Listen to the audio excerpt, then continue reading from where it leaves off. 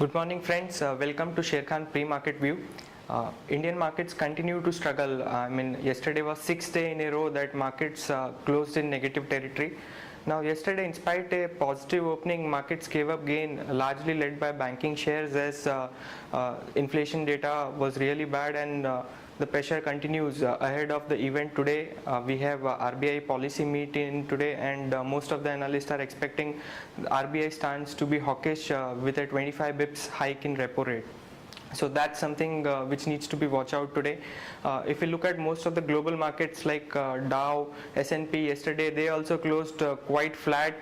Dow was down about 10 points, whereas Nasdaq was down by about 5 points. Now markets there also are keenly waiting for the FOMC meet today and its decision and its outcome, whether the Fed tapers today or the taper button is actually postponed to Jan or maybe Feb out there. So that's again something which has to be keenly watched out for. If you look at most of the Asian markets, they are trading quite positive and in line with most of the Asian markets. Singapore Nifty is indicating a positive opening today. SGX Nifty is up by about 21 points. If you look at the flows, FI flows continue to be positive in the cash market. They were biased to the tune of about 250 crores, whereas DI continue their selling spree with selling of about 97 crores yesterday. Even if you look at the index futures data, FIs were a seller, very marginal seller of about 20 crores in FNO, that is index futures. Now to have a more insight on how things are looking on Nifty from a derivative point of view, I'll like to welcome Sadhna. Good morning friends, let's have a view on derivatives.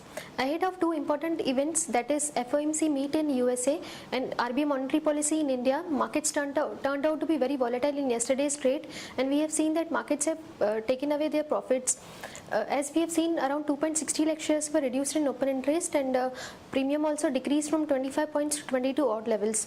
And on the options front, we have seen that call option has added around 17 lakh shares in open interest and put option has added around 12 lakh shares in open interest, due to which PCR has come down from 0.96 to 0.95, which is clearly visible in the options activity. As we see, put option 6000 and 6100 has seen highest number of shares in open interest, and call option strike of 6200 and 6300 followed by 6400 has seen highest number of shares in open interest.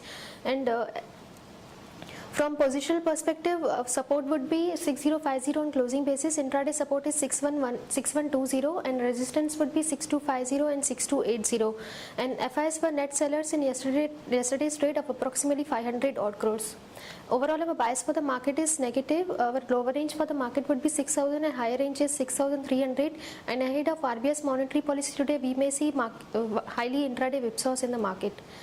Thank you.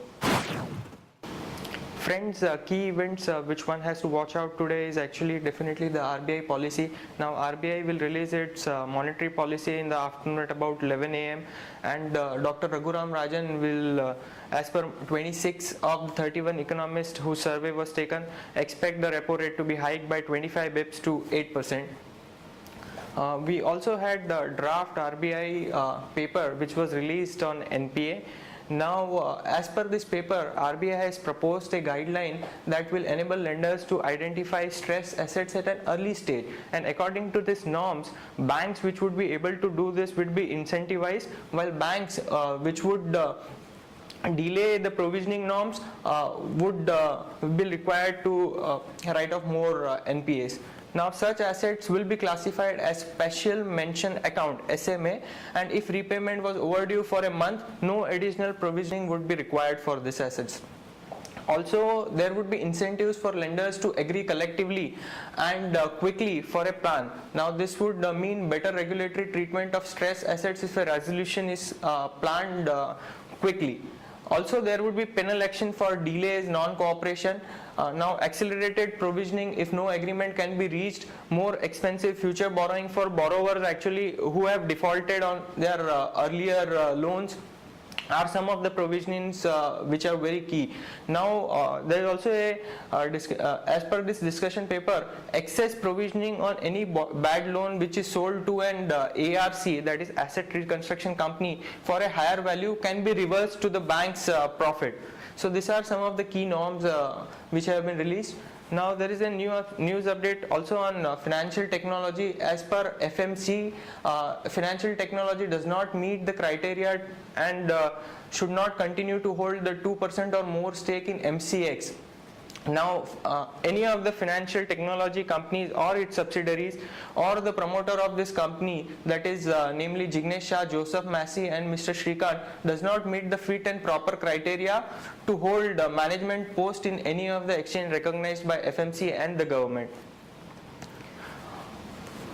Asian Development Bank is looking to provide a loan of up to $150 million to Petronet LNG. This is broadly for expansion of the Petronet LNG Dahej plant, wherein it is looking to increase its capacity from 10 million ton to 15 million ton at an estimated cost of about rupees 2950 crores.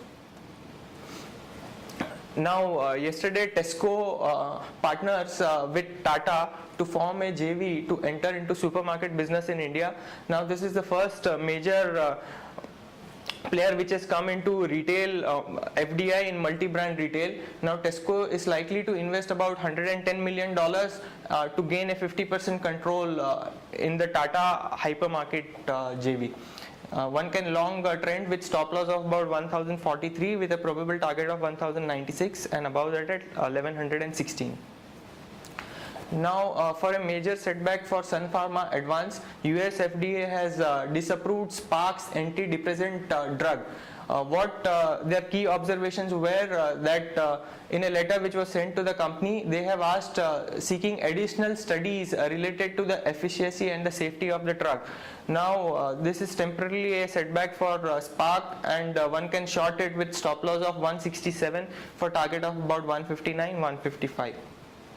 Thank you.